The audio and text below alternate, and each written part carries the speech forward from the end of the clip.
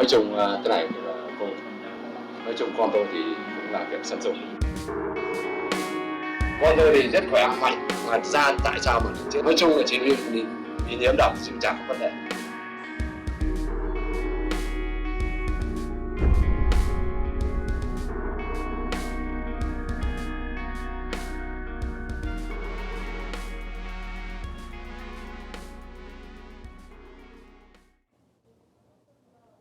예, 베트남 현지에서 이 노동자의 죽음을 둘러싼 의혹을 취재한 김한 기자 나와 있습니다. 안녕하세요. 네, 안녕하세요. 예, 방금 영상으로 먼저 만나봤는데요. 그래서 삼성이 감추려 한 게 뭡니까? 베트남 삼성 공장에서 노동자가 죽었다라는 그 사실 자체인데요. 예. 그 삼성전자 베트남 타이응행 공장에서 근무를 했던 예. 우리 나이로는 23, 그리고 현지 나이로는 22살인 예. 루티 따인 덤이라는 노동자입니다. 예. 이 노동자는 하노이 다른 지역 전자공장에서 3년 정도 일을 하다가 예. 삼성 공장에 취업을 했는데요. 예. 공장에 취업한 지 4개월 만에 공장 안에서 쓰러져서 돌연사를 했습니다. 예. 뭐 법대에 합격했을 정도로 굉장히 공부를 잘했는데 집안 형편 때문에 이제 공장에 취업한 예. 우리한테도 이제 과거 익숙했던 뭐 예. 그런 이제 그 딸이었는데요. 이 죽음은 굉장히 여러 가지 짚어볼 점이 있습니다. 예. 우선 첫 번째로 그동안 이제 반도체 공장에서 화학물질에 오염돼서 죽은 노동자들의 이야기는 보고도 되고 저희가 이제 한겨레신문도 여러 차례 보도를 했던 바 있는데요. 휴대폰 공장에서도 화학물질 오염에 의해서 노동자의 건강이 위협되고 심지어 사망할 수도 있는 것 아니냐라는 의혹을 저희가 갖고 있고요.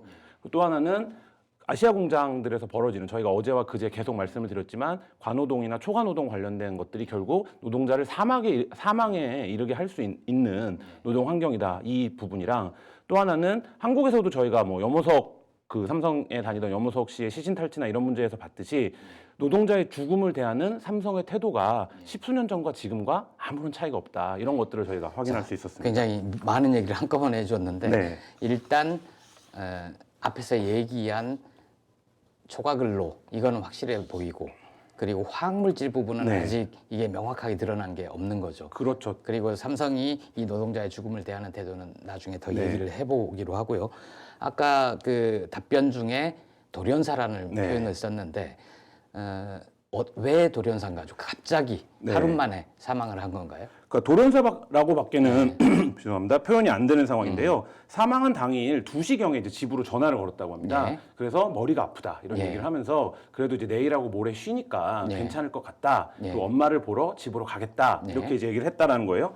그래서 이제 이 2시 통화를 하고 나서는 좀 머리가 아픈가 보다라고 생각을 했다라는 거예요. 그리고 이제 이 아버지가 그 농사를 지으시는 분인데 일을 하고 있었다라고 합니다. 근데 4시경에 한국 직원이 전화를 건 거예요. 예. 한국 직원의 이름이 지 혹은 박이었다라고 이제 기억을 네. 하는데, 한국 직원이 상태가 위급해서 병원으로 옮기겠다, 큰 병원으로라고. 2시간 만에? 네, 그렇죠. 예. 그리고 혹시 머리가 자주 아프다고 했냐, 이렇게 물었다는 거예요. 그래서 이 아버지는 너무 뜬금없는 얘기이기 때문에 네. 왜 그걸 묻는지조차 그때는 이제 몰랐다, 이렇게 네. 얘기를 하고 있고요.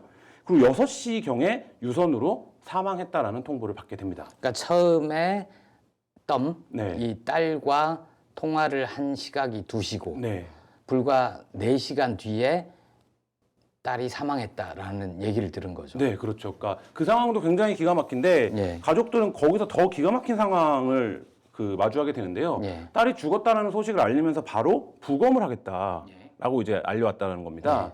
근데 가족들은 이제 부검을 하지 말라, 이렇게 이제 입장을 전하고 우리가 병원으로 가겠다. 그러니까 병원과 이 덤의 집 사이에 거리가 좀 있는 거죠. 네, 한 3시간에서 4시간 정도 예. 거리가 있는데요. 그러니까 병원을 우리가 가겠다라고 얘기를 했고, 네. 병원에 이제 한 밤 12시 정도에 도착을 했다라고 합니다. 네. 뭐 차를 구해야 됐고, 뭐 네. 차편이랑 이런 문제들 때문에. 근데 이미 병원에 가니까 부검 결정이 이루어진 상태였고, 네. 그다음에 그 부검을 이 가족들이 반대했음에도 불구하고 그대로 진행한. 아니 근데 어떻게 가족들이 명확하게 의사를 얘기를 하면서 부검을 하지 말라, 일단 병원으로 가겠다, 부검을 그렇게 서두를 이유가 없는 거잖아요. 그렇죠. 그 부분이 가족들이 지금도 원통하게 생각하고 있는 부분인데요. 네. 부검은 뭐 형사적인 필요가 있을 때 할 수 있죠, 경찰의 판단에 네. 의해서. 근데 이제 부검이라는 것 자체가 죽음의 이유를 반드시 알아야 될 때 그렇죠. 하는 거잖아요. 근데 이 베트남도 아시아적 정서 같은 것들이 있어서 네. 시신을 고인을 훼손하는 거를 굉장히 좀 네. 불편하게 생각을 하는 거예요. 그래서 하나밖에 없는 딸이 죽었는데 딸이 죽자마자 부검을 하겠다 이렇게 나오니까 이 가족들은 당연히 반대를 했던 거고 그러면 당연히 이제 이게 어떤 가족들과 협의 속에서 이 문제가 진행이 됐어야 되는데 이 가족들이 병원으로 이동하는 사이에 이미 부검 결정이 이루어지고 뭐 이렇게 진행이 된 일단 거죠. 가족들의 동의 없이 네. 부검을 서둘러 네. 했다라는 명백한 사실이네요. 네, 그렇죠. 그러면 이 부검을 했으면 얘기한 대로 부검은 사인을 밝히기 위한 거잖아요. 네. 부검을 한 뒤에 병원이나 아니면 경찰이나 이쪽에서 가족들한테 이 덤의 갑작스러운 사망의 원인은 이거다라고 얘기를 했습니까? 네, 공식적으로 발표된 것은 이제 급성 심근염으로 발표가 됐는데요. 예. 근데 기가 막힌 일이 계속 벌어집니다. 예. 가족들은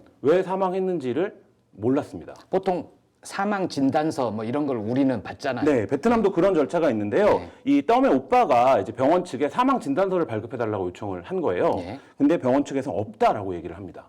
그리고 장례를 치르고 한참 뒤에 공안이 우리로 치면 이제 행정적으로 사망 처리가 되었다라는 확인서만 이제 갖다 주게 된 사망을 거예요. 했다. 근데 그렇죠. 거기에는 사인은 나오지는 않고. 네. 그래서 이 가족들이 그 사망 진단서를 발급을 안 해주니까 네. 땀이 공장에서 죽었는지 우리 딸이 아니면 병원에 와서 죽었는지만이라도 좀 알려달라 이렇게 네. 이제 물으니까 의사는 그것도 밝히기 어렵다. 우리는 보통 그게 나오잖아요. 그렇죠. 이송중 사망, 사망인지, 예. 병원 도착 사망 이게 다 나오잖아요. 그 삼성 16기업이고 자기는 공장 사내 의료센터에 있다가 병원으로 옮겼기 때문에 사실 이제 그 부분에 대한 기록이 삼성 측에는 촘촘하게 있을 것이라고 추정이 되는데요. 네. 그거 관련해서 이제 가족들은 아무런 통보도 받지 못한 거고 네. 다만 의사는 사망 추정 시간이 5시다 이렇게 얘기를 했는데 5시. 네, 이 부분은 경찰은 5시 반에 사망했다라고 발표를 했거든요. 사망 시각까지도 혼선이 네, 있는 혼선이 있는 거고요. 네. 그래서 가족들은 후에 이제 지역 언론에 이 죽음이 보도가 된 이후에 그러니까 그게 궁금해요. 네. 사망 진단서도 내놓지 않았고 네. 병원은 유족들한테 밝혀지지 않았고 근데 사인은 뭐라고요? 그러니까 그 후에 네. 지역 언론, 그러니까 인터넷 지역 언론에 의해서 그 이 삼성 공장에서 노동자가 죽었는데 급성 심근염으로 사망했다라는 사실. 급성 심근염. 네. 네. 그래서 이 죽음이 알려진 계기도 비극적인데요. 그러니까 삼성 측에서 이 가족들에게 사과를 한다든지 아니면 우리 공장에서 노동자가 죽었다고 발표를 한 게 아니라 삼성 측이 부검이 끝나자마자 바로 가족, 그 직계 가족이 아닌 친척과 함께 관을 사러 갔다고 해요. 네. 그래서 그 관을 사러 가니까 그 장의사가 네. 삼성 공장에서 사람이 죽어서 삼성이 관을 사갔다. 네. 이렇게 이제 SNS에 올린 겁니다. 아하. 그래서 이제 이게 지역에서 알려지게 된 거고요. 네. 근데 그 글은 후에 삭제가 됐다라고 네. 하더라고요. 그럼 심근경색염 심근염. 예. 이 사인은 지역 언론에 나왔다고요? 지역 언론이 취재를 해서 그 밝힌 지역 건가요? 언론 보도에 따르면 삼성 관계자가 네. 이제 급성 심근염으로 죽은 것을 확인한 것으로 이렇게 이제 보도가 됐고요. 네. 그래서 저희가 이제 이 그럼 삼성은 그거를 병원으로부터 들었을 거 아닙니까? 당연히 그렇겠죠. 병원은 유족들한테 얘기도 안 해주고 네, 그렇죠. 삼성에만 네. 얘기를 한 건가요? 우리가 급성 심근경색 뭐 이런 표현은 익숙한데 급성 심근염은 어떤 질환인가요? 네, 저도 이번 취재를 하면서 처음 이제 들어봤는데요. 네. 급성 심근염은 이제 심장 질환의 일환입니다. 우리나라 산재 기준 표에 보면 심장 질환의 하위 범주로 표시가 되는데, 그러니까 간단히 얘기하면 이제 심장 근육에 염증이 생긴 거라고 이해를 하시면 될 것 같은데요. 오래 있었던 게 아니라 염증이 생겼다가 확 커졌다. 그렇죠. 뭐 이런 갑자기. 거. 그러니까 이제 급성이 된 건데 일반적으로 이제 기전이라고 저희가 부르는데 발병 원인은 발병 원인. 과로나 스트레스가 많긴 합니다. 네. 그러니까 국내에서도 반도체 공장에서 일하던 노동자가 주당 70시간을 일한 뒤에 급성 심근염이 걸려서 갑자기 사망을 한 일이 있는데 반도체에서요. 네네. 네. 그 산재 인정을 받은 사례가 2017년도에 있었습니다. 네. 그래서 이제 이 과로 및 스트레스가 가장 큰 발병 원인인데 그 외에도 감염성과 독성이 있습니다. 독성은 화학물질에 의한 것이고요. 감염은 이제 바이러스나 여러 가지 다른 이유에 따라서 감염된 건데, 그러니까 이 가운데 이제 감염의 가능성은 높지 않겠네요. 네, 왜냐하면 같은 공간에서 이런 사람들도 걸려야지 그게 감염이죠. 네, 그리고 의학적으로도 감염에 대한 보고는 많지 않은 것으로 제가 그 확인을 했었는데, 그래서 독성과 이 과로나 스트레스는 면역성이라고 볼 수 있는데요. 이게 이제 발병 가장 원인으로는 큰 비율은 과로, 스트레스. 스트레스, 네, 그리고 독성, 예, 또 하나가 그 감염성인데, 감염성. 이 순서대로 네. 비율이 높다는 네, 거죠. 그렇습니다. 그러면 이제 이 이게 어디로부터 비롯됐는지 네. 지금 우리가 명확하게 모르는 거잖아요. 네네, 이 그렇죠. 병의 결과만 알 네. 뿐이지 이 병이 어디서 왔는지, 과로인지 스트레스인지 혹은 독성에 의한 네. 건지 모르는 건데 가족들은 뭐라고 합니까? 가족들은 굉장히 아직도 믿지 못한다라는 얘기를 해요. 굉장히 네. 건강했다라는 거예요. 아까 처음 답변에 네. 삼성에 오기 전에 다른 전자공장에서 네. 일했다고 하는데 오래전에 어떤 지병이 있었거나 네. 아니면은 그 공장에서 병을 네네. 얻었거나 그럴 가능성은 없어요. 뭐 그럴 가능성을 저희가 완전히 배제할 수는 없지만 그 전에 전자공장에서는 완제품을 검수하는 일을 했다라고 하거든요. 그렇기 때문에 화학물질에 노출될 가능성은 굉장히 네. 좀 낮아 보이고요. 네. 그리고 삼성 공장이 입사할 때 건강검진을 합니다. 아, 그래요? 네, 그래서 네. 이게 의무적으로 건강검진을 네. 하고 삼성도 인정하고 있는 부분입니다. 네. 그래서 그 건강검진에서 건강상에 아무런 문제가 없었기 때문에 취업이 됐던 거죠. 그러니까 이 덤은 네. 적어도 삼성에 입사할 때는 네. 건강한 상태에서 입사를 네, 했다는 그리고 거죠. 가족들도 평상시에도 아프다는 얘기를 거의 한 적이 없다. 굉장히 건강했다라고 얘기를 하는데요. 네. 땀의 아버지는 그래서 죽은 이유를 알 수가 없다. 이렇게까지 얘기를 하는데 저희가 이제 아버지와 인터뷰를 했는데 네. 한번 아버지의 네, 얘기 보시죠. 들어보시죠. Nói chung cái này cũng nói chung con tôi thì cũng làm việc Samsung. Con tôi thì rất khỏe mạnh, mà ra tại sao mà lại chết được? Nói chung là chỉ vì nhiễm độc chứ chẳng có vấn đề. 예, 방금 들으신 대로 이 아버지는 독성 물질이라고 이제 추정을 하시네요. 네. 근데 아버지도 막상 그 따님이 네. 어떤 환경에서 어떻게 일했는지는 잘 모르실 거 아닙니까? 덤은 어디서 일을 했습니까? 그 삼성 측의 설명을 빌릴 수밖에 없는데요. 삼성이 지역 언론을 통해서 밝힌 바는 클린룸에서 일을 했다. 네. 하지만 의류 수거 배달을 했다 이렇게 설명을 하고 있거든요. 보통 클린룸 하면 네. 먼지가 없는 네. 방 뭐 이런 거 아닌가요? 네, 그렇죠. 예. 클린룸은 이제 먼지 개수를 인위적으로 통제하는 공정입니다. 그러니까 예. 저희가 클린룸 하면 굉장히 깨끗하고 깨끗할 것 이런 같은데. 이미지일 것 같은데 예. 노동자들을 위해서 깨끗하게 있는 게 아니라 만드는 제품을 제품에 위해서 먼지만 없앤다. 네, 그런 룸인 거죠. 네. 이 클린룸의 이 위험하다라는 거는 반도체 공정에서 이미 여러 차례 입증이 되고 실험이 됐던 바가 있습니다. 클린룸은 공조 시스템을 통해서 공기를 통제하기 때문에 이 내부 공기를 계속 순환하는 방식이거든요, 네. 결국. 근데 이 내부 바깥 공기 공기랑 환기를 자주 하지 않고 네, 안에서만 그렇죠. 공기가 돈다는 거죠. 네, 먼지가 없어야 되기 네. 때문에 그렇기 때문에 이 유기화합물 같은 것들이 더 오래 머물 수 있는 환경이 네. 되는 겁니다. 근데 어쨌든 삼성 측도 이 땀이 클린룸에서 일을 했다라는 거는 네. 일부 인정을 하고 있어요. 근데 아까 그 얘기는 뭔가요? 의류, 세탁, 운반을 했다?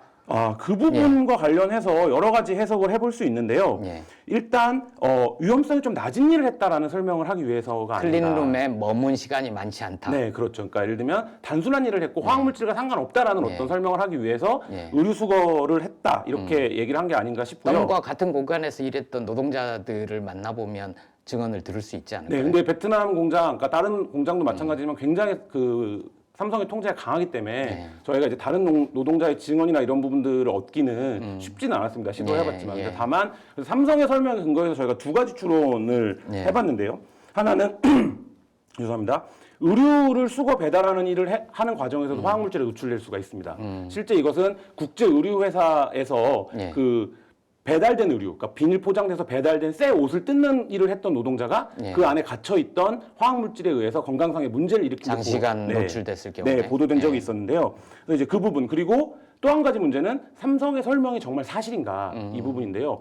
땀은 계약직으로 입사를 했습니다. 그러니까 예를 들면 견습공이나 이런 게 아니라 정식 계약을 맺어서 건강검진을 통해서 입사를 했는데 예. 그런 노동자한테 주야 맞교대 12시간 정도 일을 한 것으로 저희가 월급이나 이런 부분을 보면 추정이 네. 가능한데 네. 그런 노동자한테 과연 의류 수거 배달 일만 시켰다라는 게 상식적으로 맞는가 이런 네. 부분들에 대해서는 좀 의문을 갖고 있습니다. 그렇군요. 초과근로는 어떻게 확인을 한 거죠? 그러니까 가족들이 땀이 받았던 월급을 아는데요. 대략 한 900만 동 정도를 받았다라고 얘기를 네. 하고 있습니다. 그러니까 대부분의 돈을 집으로 송금했다라고 하는데요. 그렇다라고 하면 평균적으로 한 700만 동 정도가 임금이 되는데 그거보다 훨씬 웃돈은 그러니까 계약직으로 입사했는데도 네. 훨씬 더 많은 돈을 받았다라는 건 그만큼의 초과 근무를 했다라는 거고 오빠가 분명하게 뭐라고 얘기를 하고 있냐면 12시간 주야 맞교대로 5, 6일 정도 일을 한 것으로 알고 있다. 이렇게 네. 얘기를 하고 있었습니다. 일상적인 초과근로 그렇죠. 따른 스트레스. 네, 앞서 말씀드렸듯이 예. 70시간 반도체 공장에서 일했던 노동자가 급성심근염을 얻어서 사망한 사례가 예. 국내에도 있었는데요. 예. 땀 역시도 한 60에서 70시간 정도는 주당 일을 예. 했던 것으로 보입니다. 근데 아버지는 일단 독성 물질에 의한 것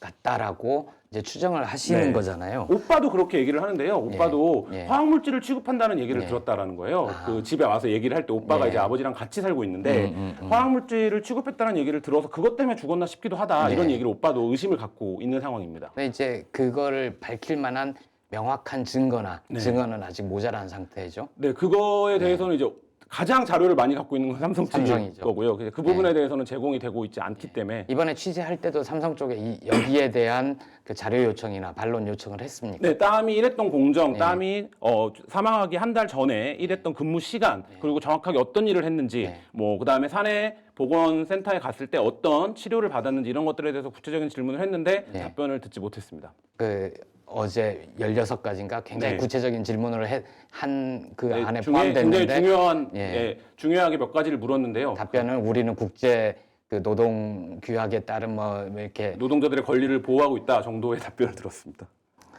그렇군요. 그러니까 아주 구체적으로 질문을 했는데 이 덤에 관해서는 삼성으로부터 아무런 답변을 듣지 못한 거고 이 덤의 죽음에 대해서 삼성의 공식적인 입장은 뭔가요? 그 업무 연관성은 인정을 하는 건가요? 그 부분이 공식적으로 삼성이 덤의 죽음을 발표하지 않았는데요. 지역 언론에 의해서 이제 이 죽음에 대해서 클린룸에서 일을 했고 지역 언론과 인터뷰를 했나요? 관계자라고 회사 이제 관계자가? 인터뷰가 나왔는데요. 삼성의 그런 대응이 좀 의문을 키우는 지점입니다. 왜 가족이 동의하지 않았는데 부검을 했는지, 그 다음에 왜 병원은 가족들에게 그 사망 원인을 알려주지 않았는지, 그리고 가족들은 어떻게 기억하고 있냐면 병원에 가자마자 경찰이 뭐라고 얘기를 했냐면 죽은 게 안타깝긴 하지만 공장과는 상관없는 일이다. 그냥 운이 없었던 거다. 이렇게 얘기를 했다라는 거예요. 그래서 그 부분에 대해서 굉장히 원통하게 생각하는데 왜 경찰이 왜 그 얘기를 했을까? 그때는 경황이 없어서 생각을 못 했는데 지금 와서 생각해 보면 왜 경찰이 그 얘기를 우리에게 했는지 가족이 밤 12시에 도착했다고 하니까 경찰, 병원 모두 삼성 쪽과 많은 얘기를 한 뒤일 수 있겠네요. 그렇죠. 당연히. 왜냐면 4시에 이송을 한다라고 했고 이제 병원에 와 있는 상태였을 테니까요. 그 삼성 쪽에서는 이 죽음에 대한 보상을 했습니까?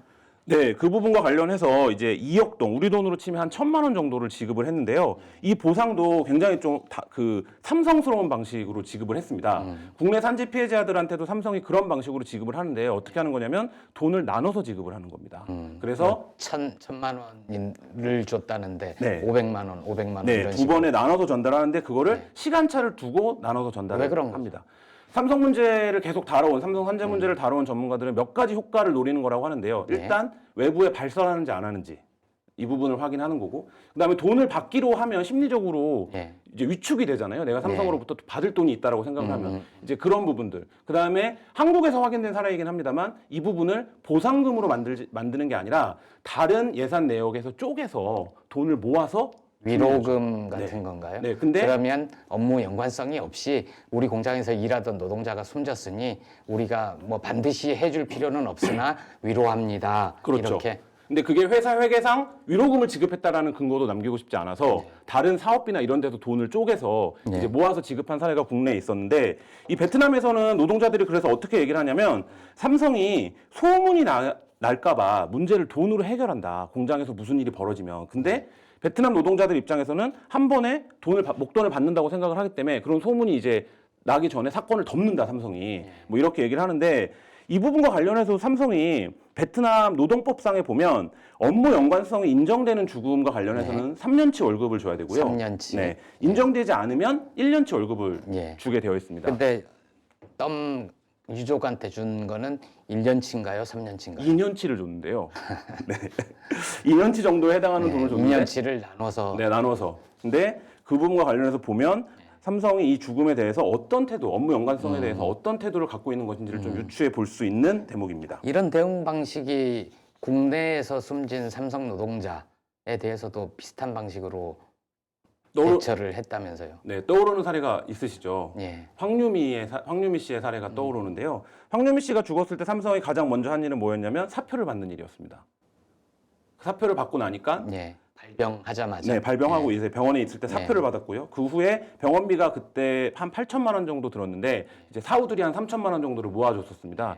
삼성 사측이 그 다음에 한 일은 5천만 원을 우리가 줄 테니 나머지 병원비 회사와 상관없는 일로 하자라는 제안을 했죠. 그리고 나서 처음에 돈을 500만 원만 줬습니다. 조용히 하면, 네. 소문내지 않으면, 네. 언론을 접촉하지 않으면 네, 그런 조건을 나머지를 차차 지급하겠다. 네. 그러다가 결국에 황유미 씨가 투병을 하다 사망을 하니까 네. 삼성 측이 자신들이 밟아왔던 절차를 그대로 황유미 씨에게 돌려줬죠. 어떻게 돌렸냐면 우리 공장 직원이 아니다 이제 사표를 내지 않았냐. 네. 그리고 이미 500만 원을 받아가지 않았냐. 네. 보상을 이미 받지 않았냐. 뭐 이렇게 돌려줬고 산재 신청을 하러 갔을 때 네. 어떻게 됐냐면 삼성 측에서 이렇게 설명을 했죠. 그 웨이퍼 공정이라고 반도체에서 화학 물질을 취급하는 공정인데 이 웨이퍼 공정의 일을 3개월 정도 하긴 했지만 네. 주로 스티커 붙이는 일을 했다. 이렇게 근로복지공단에 보고를 했거든요. 산재는 아니다. 업무 네. 연관성이 없다. 이렇게 주장하기 위해서인 거죠. 근데 이 설명도 굉장히 좀 판박이로 들어본 것 같잖아요. 클린룸에서 일은 했지만 의류 수거 배달 일을 했다. 이런 설명이랑 비슷한 이제 논리 그러니까 구조인데. 우리가 처음에 질문을 던진 게 삼성은 왜 이 죽음을 숨기려 하는가를 네. 다시 돌리면 삼성이 결국 감추려 한 건 업무 연관성인 거죠. 업무 연관성. 네. 그렇군요. 삼성이 이렇게 감추려 하는 걸 김한 기자는 어떻게 알았습니까? 그러니까 저희가 이 삼성 그 지속 불가능 보고서에 출발점이 됐던 게 이 죽음이었는데요. 이 죽음을 국제 노동단체 한 보고서에서 짧게 기술되어 있는 거를 이제 제가 읽었습니다. 네, 아이펜인가요? 네, 아이펜 보고서에. 네. 그래서 이제 이 부분과 관련해서 유엔이 직접 권고를 하기도 하고 했었는데 노동 환경을 개선하라고. 네. 근데 이 죽음이 굉장히 불충분하게 기술이 되어 있는 거예요. 그 보고서에. 아이펜 보고서조차 네. 이 죽음의 원인에 대해서 명확하게 네. 얘기를 못 하고 있다는 네, 왜 저희가 이제 취재 과정에서 취재를 하면서 그걸 확인했는데 그 이유는 아버지도 그 보고서에 자기 딸의 죽음이 기록되어 있는지를 모르세요. 그러니까 그 보고서를 작성하면서 그 유가족을 만나지 않았던 거죠. 그래서 저희가 이 유가족이 첫 번째로 만난 취재가 부족했군요. 네, 그쪽이. 언론이었고요. 그래서 이 죽음을 한번 알아보자 이렇게 이제 시작을 하게 됐습니다. 그래요.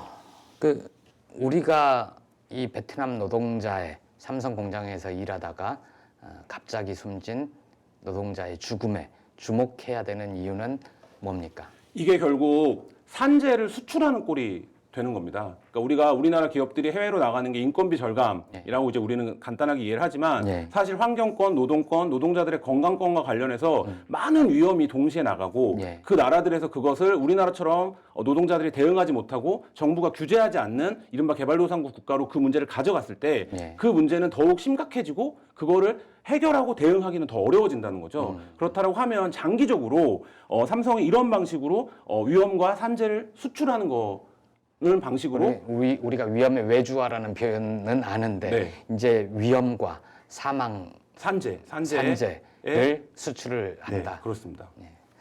알겠습니다. 오늘까지 삼성을 소재로 세 번째 이야기를 했는데 이게 끝인가요? 아닙니다. 더 나올 얘기가 그러니까 오늘 얘기 중에도 삼성이 그 공안과 병원을 어떻게 관리를 했을까 이 대목도 궁금하기도 하고 제가 계속 물어봤는데 왜 그 나라들의 노조가 없을까? 무노조 경영을 해외에서도 관철시키고 있는가 이런 대목이 궁금한데요. 바로 그 대목과 관련해서 저희가 세 번째, 네 번째, 그러니까 내일 신문이 이 덤의 죽음을 둘러싼 산재와 사망 문제를 다루고요. 3회, 4회에서는 바로 말씀하신 무노조와 삼성과 그 국가 공권력과의 유착관계 이런 부분들을 저희가 계속 파헤쳐서 보도하도록 하겠습니다. 덤의 죽음에서 아까 말씀 황유미 씨 사례를 떠올렸는데 뭐 추가 취재 계획이 있습니까?